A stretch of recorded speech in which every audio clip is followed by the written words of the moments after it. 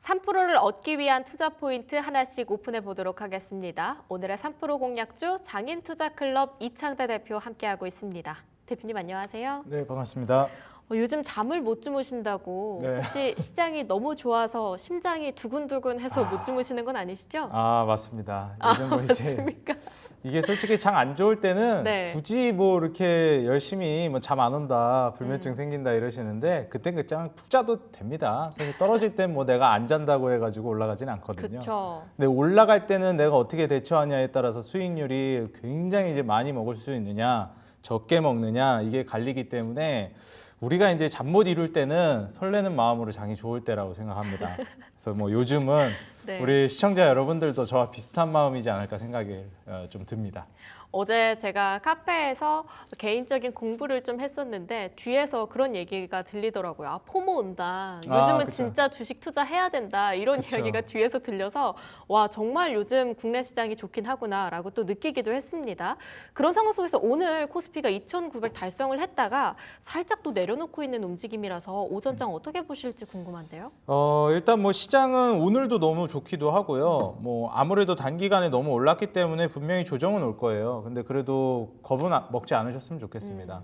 왜냐면 이제 포모가 온다 뭐 이런 얘기도 이제 들리고 있는데 사실 이제 우리가 포모가 왔던 적이 몇 번 있었죠. 비트코인 한번 이제 불황일 때도 좀 이제 포모에 대한 이야기가 많이 나왔고 네. 그리고 이제 우리가 지난 코로나 팬데믹 때 유동성이 풀리면서 부동산에서 이제 멀어졌던 투자자들이 포모가 많이 왔었습니다. 근데 이제 이번 시장은 저는 주식 시장에 대한 포모가 올 거라고 좀 보고 있어요. 일단 우리가 이제 보통 이 새 정부가 들어서게 되면 그 정부에 대한 정책에 대한 기대감도 좀 있기는 한데 누구보다도 이제 주식 시장에 좀 진심이라고 느껴져요. 그 이유는 당연하게도 정치인들은 지지율을 먹고 가야 하는데 이 유권자들이 이제 주식에 대한 인식이 많이 바뀌기도 했고요. 이 부동산보다도 이 주식 투자자들의 이제 인구가 정말 많아졌습니다. 네. 이게 무슨 말인가 하면 이게 이제 과거랑은 좀 그 부를 축적하는 방법이 좀 많이 달라졌다라고 볼 수 있겠는데 과거에는 이제 부동산이 정말 건실하게 노력해가지고 저축해서 예적금 들고 그래서 부동산을 통해서 돈을 벌고 부를 축적해 나가는 게 아주 정석적인 안정적이고 괜찮은 테크트리였어요. 근데 이제 그때 당시에도 좀 대박을 꿈꾸면서 투자하는 사람들이 했던 이제 측면이 바로 이제 주식이었습니다. 네. 근데 이제 지금은 조금 바뀌었다라고 생각이 들어요. 이제 비트코인이 그때 당시에 주식의 인식을 좀 가져가고 있다라고 생각이 들고요. 좀 고위험군인데 네. 폭발적인 수익을 내는. 근데 이제 주식이 과거에 이제 부동산 같은 역할을 해줄 거라고 보고 있습니다. 자, 그렇다면 이제 부동산은 과거와 같은 역할을 못 해줄 것이냐? 저는 거의 이제 좀 금 같은 역할 비슷하게 가지 않을까 생각하거든요. 일본 비슷하게 이제 간다라고 하면 네. 뭐 사실 수도권 중심으로 많이 그렇게 흘러가지 않을까 생각이 들어요. 딱 이제 그 인플레이션을 방어하는 정도, 요 정도가 저는 될 가능성이 높다고 보고요. 물론 이제 지역 따라서 이제 개발되는 거에 따라서도 천차만별이 되겠지만, 그 상품의 성격 자체가 그렇게 좀 바뀌어 나갈 거라고 봅니다. 그리고 사실 이제 진입하기가 굉장히 어려운 시장이 돼버렸죠, 부동산은. 그래서 보통 이제 어느 정도 국가가 성장을 하면서 정책위에 이제 들어서게 되면은 금융시장을 이제 발전시키게 되는데 우리나라도 이제 비슷한 국면으로 나아가게 된다라고 봅니다. 그래서 시대적으로 이제 딱 그 시점이 왔다라고 보고 있고 제일 중요한 것은 이제 대통령이 나서서 이런 말까지도 했잖아요. 뭐 우리가 이제 과거 커뮤니티 같은 데서도 우스갯소리로 네. 이제 국장 탈출은 지능순이다. 그래서 눈물 납니다, 빨리 진짜. 탈출해야 한다. 네. 미국 주식으로 빨리 넘어와라. 그리고 미국 주식은 세금을 많이 내지만 한국 주식은 원금을 많이 낸다. 이런 이제 우스갯소리들이 있었습니다. 네. 근데 이제 그때 당시에 제가 누구라고 말씀 안 드리겠는데 같이 이제 방송 출연했던 분 중에 한 분이 이제 그 개미 반대로만 하면 된다. 지금 미국 주식 투자가 역대급으로 늘어나고 있다. 네. 이제는 한국 주식 할 때다. 이제 미국 주식 떨어진다. 별로 안 좋다. 서학개미가 반대로 네, 동학개미가 돼야 한다. 서학개미 좀 막 난리 나니까 네. 이제 한국 증시 오를 때 됐다. 그때 이제 말한 기점부터 이제 불이 나게 올라갔거든요. 근데 이제 사실상 미국 증시가 그렇다고 해서 안 좋으냐? 그건 또 아니거든요. 미국 맞아요. 증시도 엄청 좋아요. 사실 이제 미국 증시 같은 경우에는 지금 조금 더 이제 안정감 있고 장기적으로 투자하기에 좋은 것이고 한국 주식은 굉장히 드라마틱하게 많이 올라갑니다. 그러니까 사실 한국 주식의 특징, 주식 지금 시청하시는 분들 중에도 한 10년, 20년 넘으신 분들은 다들 공감을 하실 텐데 와, 이래도 안 올라? 와, 다 올라가는데 우리만 안 올라가네. 그러다가 와, 다 떨어지니까 우린 더 떨어지네. 그러다가 이제 뜬금없이 마지막에 이제 뜬금포로 엄청난 슈팅이 나옵니다. 수익률 글로벌 1위. 네, 지금 글로벌 1위예요, 사실상. 그래서 내가 어느 정도 투자를 좀 공격적으로 베팅한다라고 하면 한국 주식이 굉장히 좀 매력적이라고 저는 보고 있고요. 그리고 이게 하다가 못 따라잡아요. 한국 주식 같은 경우에는 변동성이 정말 장난이 아니기 때문에. 이미 너무 화끈해서 대일 것 같거든요. 그렇죠. 뭐 사실 여기에 따라서 지수가 사실 좀 어려워지진 않을까, 조정이 나오진 않을까 이런 좀 우려를 하시는 분들도 있을 것 같은데 저는 이제 연말 정도에 미국이 기준금리 인하를 예상하고 있습니다. 그럼 이제 사실 불경기 모멘텀으로 한 시장 급락을 어느 정도 나올 가능성은 있어요. 나온다라는 이제 우리가 그 관점을 가지고 가기보다는 그런 리스크를 가지고는 가자. 근데 이제 중요한 것은 이미 대세 상승기로는 접어들었고 조정 나온다 하더라도 그거 메꾸고도 올라갈 겁니다. 왜냐하면 이제 이번 정부 들어서 돈을 이미 천문학적으로 풀고 있습니다. 이제 우리가 그 코로나 팬데믹 때 벼락거지라는 표현을 이제 많이 했었습니다. 현금 가지고 있으면은 그냥 순식간에 벼락처럼 거지가 된다. 그게 왜 그러냐면 돈의 가치가 뭐 그냥 자고 일어나면 떨어졌기 때문이거든요. 그때 당시 우리가 살고 있는 뭐 아파트가 뭐 부동산이 과연 가치가 뭐 엄청난 호재가 되고 막 더 좋은 집이 돼가지고 가격이 올라갔나요? 그렇지 않습니다. 일제히 다 돈의 가치가 떨어지면서 올라갔고 주식시장도 마찬가지였어요. 그때 당시에는 부동산이 조금 더 이제 집중을 받았고 매력적이었다면 이번에는 다를 겁니다. 주식시장이 훨씬 더 매력적인 수단으로 올 거예요. 왜냐면은 이제 그때 사실상 저는 부동산에 있어서는 앞으로 안 오른다가 아니라 매력적인 시장으로서는 거의 피날레에 갔다라고 봅니다. 한국의 이제 GDP 성장률, 이제 경제 성장률이 거의 한계치에 다다랐어요. 국가 경쟁력이 이제 떨어지는 상황에서는 사실상 부동산이 올라간다라는 것은 거품이 없이는 어렵습니다. 그 이야기는 여기서 더 올라간다는 건 이제 거품 단위로 가는 것이고 현금 가치 떨어지기 때문에 가긴 하겠지만 주식 시장만큼 이제 매력적으로 가기는 어려울 것이다. 이렇게 좀 보고 있습니다. 네, 과연 이 부동산 시장보다 매력적인 주식 시장 우리는 볼 수 있을지 자, 첫 번째 이슈 바로 확인을 해보도록 하겠습니다. 오늘의 첫 번째 이슈 직진은요. 로봇 쪽에서 좀 받아볼 수 있을 것 같아요. 피지컬 AI 성과 낸다.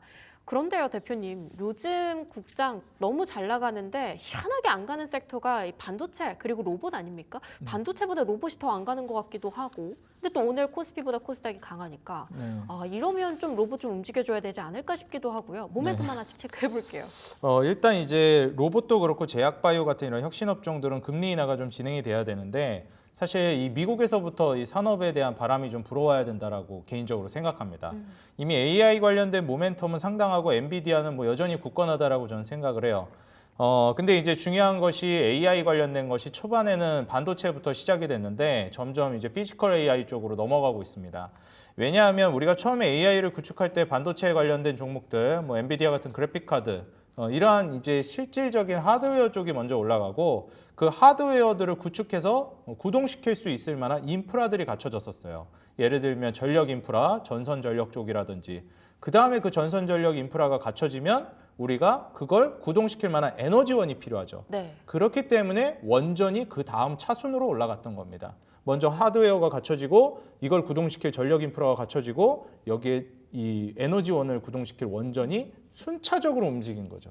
그래서 아주 이제 순서가 이해에 맞게 딱딱 합리적으로 순서대로 움직였습니다. 이걸 우리가 이해하고 있다면 하드웨어가 갔네? 전력 가겠구나. 전력이 가네? 원전이 가겠구나. 딱 충분히 유추할 수 있었습니다. 이게 뭐 누가 똑똑해서 알 수 있는 게 아니라 조금만 보면 알 수 있는 부분이었어요. 그래서 뭐 원전 같은 경우에도 어마무시하게 올라갔죠. 뭐 제 자랑을 하는 게 아니지만 뭐 올라간다고 수없이 말씀드렸고 10년 간다 말씀을 드렸는데 네. 이미 올라갔고 그건 뭐 지나간 거니까 앞으로 또 이제 원전 같은 걸 우리가 캐내야 되지 않겠습니까? 제가 이제 원전 다음으로 또 급등할 만한 걸 미리 제시하자면 로봇과 제약바이오를 제시하겠습니다. 로봇이랑 제약바이오. 예, 유동성이 어마무시하게 풀리고 이제 저금리 기조로 가게 될 거예요. 이거는 거스를 수 없는 전 세계적인 흐름입니다. 이거 모르는 투자자 있나요, 지금? 모르고 계셨다면 죄송합니다. 그럼 이제부터 알면 되는 거예요. 네. 그럼 이제 유동성이 어마무시하게 확보되게 되면 그때부터는 이제 혁신 업종들이 뜨게 됩니다. 우리가 코로나 팬데믹 때 혁신 업종 가장 주인공 누가 있었죠? 물론 제약바이오는 매 금리 인하받아 움직였지만 그때 주인공이었던 것 바로 배터리 전기차였죠. 이번에 이제 로봇이 그 자리를 꿰찰 거라고 보고 있습니다. 왜냐하면 인플레이션으로 인한 임금 상승을 막기가 어렵거든요. 그래서 이러한 포인트들을 생각해 본다라고 하면 이번에 이제 그 LG전자에서도 그 삼성전자에 이어 피지컬 AI, 휴머노이드 로봇 쪽으로 이제 강세로 투자를 진행하려고 하고 있습니다. 우리가 피지컬 AI가 뭘까 이제 생각을 하면 제가 방금 말씀드렸듯이 원전까지 인프라가 이제 다 갖춰지고 있는 단계잖아요. 주가가 거기까지 올라갔으니까. 네. 그럼 여기까지 갖춰지면 뭘 해야 될까요? AI를 통해서 우리 일상생활에 뭔가 변화를 시켜야 되잖아요. AI라는 대단한 게 생겼어. 그래서가 그 다음이 이제 나와야 되는데 피지컬 AI가 바로 그 그래서의 답입니다. 이 AI를 기반으로 자율주행을 구동시키고 로봇을 구동시키고 이러한 이제 피지컬 AI 쪽으로 넘어간다라는 거죠. 그렇기 때문에 이제 현 시점부터는 이제 로봇 쪽이 움직일 것이다. 자율주행도 움직일 거라고 보는데 이건 규제가 어느 정도 좀 걸려 있어가지고 중간중간 좀 걸릴 수도 있고 그 다음에 좀 뭐라고 해야 될까요? 규제가 이제 파격적으로 개혁되기 전까지는 좀 쉽지는 않을 것 같아서 전 로봇이 훨씬 더 매력적일 거라고 봅니다. 그래서 지금 현 시점에서는 LG전자에서 투자를 진행하고 있는 기업들을 좀 보시는 것도 좋고 네. 마찬가지로 이제 휴머노이드 로봇, 뭐 삼성전자 투자하는 레인보우 로보틱스라든지 그다음에 LG전자의 뭐 로보티즈, 로보스타, 뭐 엔젤 로보틱스 이런 지분 투자가 들어간 기업들도 눈여겨보시면 좋을 것 같은데 뿐만 아니라 이제 대기업들의 지분 투자가 들어간 종목들은 향후에 지속적인 상승이 나올 거라고 기대되니까 이러한 종목들은 계속 관심 있게 보시면 좋겠습니다. 네, 지금 시청자분들 사이에서도 관심이 꽤 많은 것 같습니다. 투더리즘업님이 로봇은 이제 가나? 또 카니님께서는 유진 로봇 아직 안 가는데 이렇게 이야기를 하는 걸 보면 종목들의 얘기도 좀 속속이 들려오는 것 같아서요. 어떤 종목 좀 관심 갖고 계실까요? 로봇은 제가 이제 투자하는 방법을 아주 쉽게 말씀드리겠습니다. 시총 맨 1등부터 순서대로 매집하시면 됩니다. 그럼 제일 먼저는 레인보우 로보틱스인가요? 네, 뭐 레인보우 로보라든지 하이젠 R&M이라든지 뭐 유일 로보라든지 뭐 두산 로보라든지 일단 로봇주는 한 종목에 몰빵을 하는 전략은 좋지가 않아요. 혁신 업종이기 때문에 두더지 리스크가 게임처럼. 예, 그렇기 때문에 최대한 분산을 하는 게 좋은데 최소 5개 이상으로 쪼개시는 게 좋을 것 같고요. 그리고 시총 상위 순으로 끊으시는 게 상당히 이제 투자 성공률이 올라갈 겁니다. 그리고 뭐 조금 이제 제가 조심스럽게 예언을 하자면 배터리가 안 간다, 배터리를 무시하는 게 아니라 저는 배터리의 한 10배 정도 파급력을 가져올 거라고 봅니다. 그래서 한 뭐 2차전지 배터리 시총 뭐 1등 기업들, 2등 기업들 뭐 100조 가고 60, 70조 여전히 하고 있는 기업들이 있거든요. 근데 지금 로봇 시총 1등 기업들, 1, 2등 기업들 10조도 안 됩니다. 그럼 지금 로봇 시총 1, 2등, 3등 하는 기업들 혹은 5등에서 10등 안에 있는 기업들 중에 5, 60조, 100조짜리 전 터져야 된다고 보는 입장이다. 네. 이렇게 좀 말씀드립니다. 그러면 그 안에서의 종목들은 지금 말씀 주신 레인보우 로보틱스, 엔젤 로보틱스, 로보티즈 이런 종목들 눈여겨보면 좋을 것 같고요. 혹시 추가적으로 더 이야기를 들어볼 수 있다라고 한다면 잠시 뒤에 좀 살펴보도록 하겠습니다. 자, 바로 두 번째 이슈 직진 함께 확인해 보시죠. 아마 어제 한국전력, 이게 무슨 일이야? 한국가스공사도 마찬가지고요. 좀 깜짝 놀라셨을 분들 계실 것 같은데요. 이 공공요금 동결 가능성에 대한 이야기 좀 들어보도록 하겠습니다. 오늘 한국전력 어제 10% 낙폭 대비해서 소폭 회복을 하고는 있는데요. 앞으로의 모멘텀 어떻게 챙겨봐야 할까요?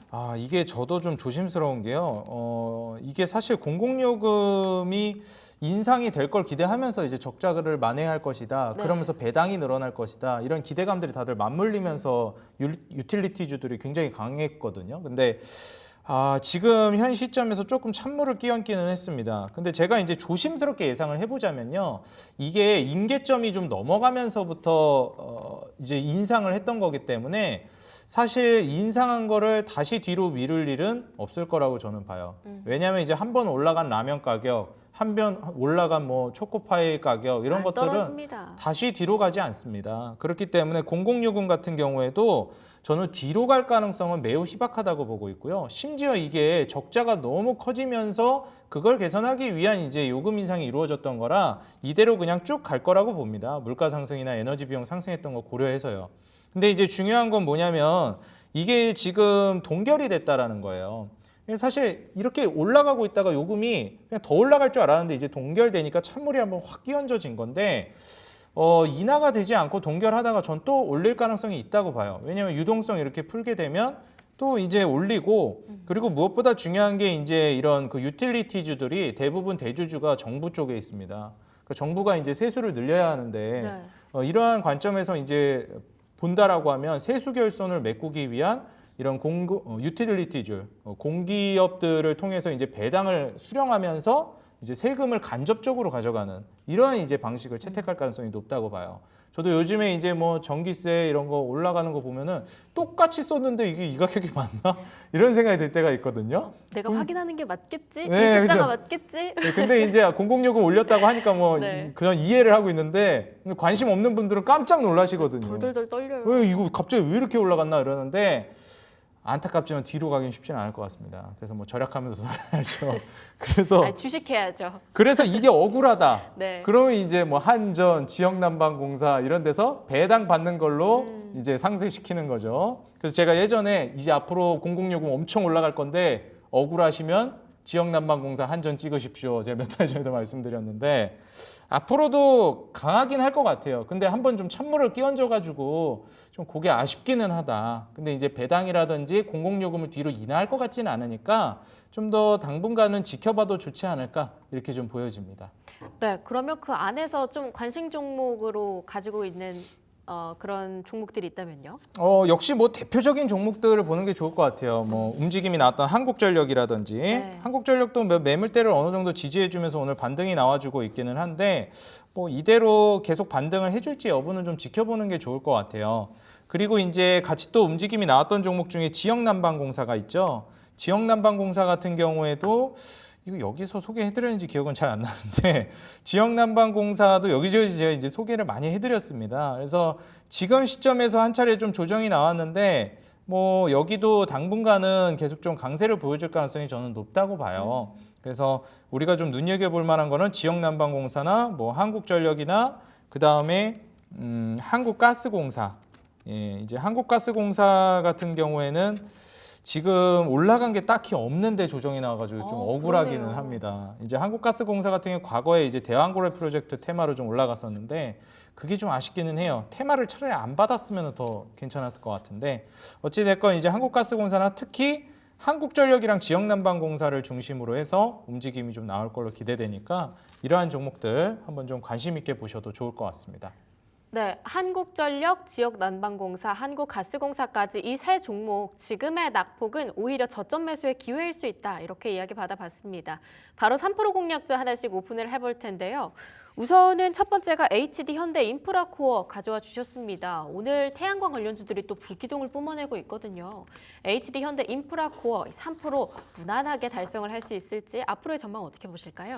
네, 일단 이제 HD 현대인프라코어 제가 지난번에 어떤 종목이었는지 기억이 안 나는데 나와서 이제 소개하는 와중에 이제 계속 오르고 있더라고요. 그래서 목표가 근처까지 가가지고 아 이거 좀 오늘도 좀 불안불안하셨나요? 네, 늦게 이제 올라가야 될 텐데 너무 빨리 올라가네 했는데 현대인프라코어는 다행히 어제 급등하고 오늘은 조정이 나오고 있습니다. 그래서 이제 뭐 눌림목을 공략해 볼 만한 자리를 이제 주고 있다라고 생각이 드는데요. 일단 이제 HD 현대인프라코어를 중심으로 해서 이제 건설기계라든지 추후에 인프라 관련된 종목들의 상승세는 꽤나 강력할 거라고 보고 있습니다.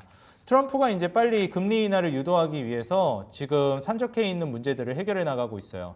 전쟁을 끝내려고 하고 있는 건데 지금 미중 관세 관련된 합의도 계속 진행 중에 있죠, 지금도. 그리고 더 나아가서 이제 그 러우 전쟁 같은 경우에도 재빠르게 이제 좀 종전으로 이끌어내고 있는 상황입니다. 러시아도 크게 압박하고 있기 때문에 뭐 종전화 진행이 되지 않을까 생각이 들어요.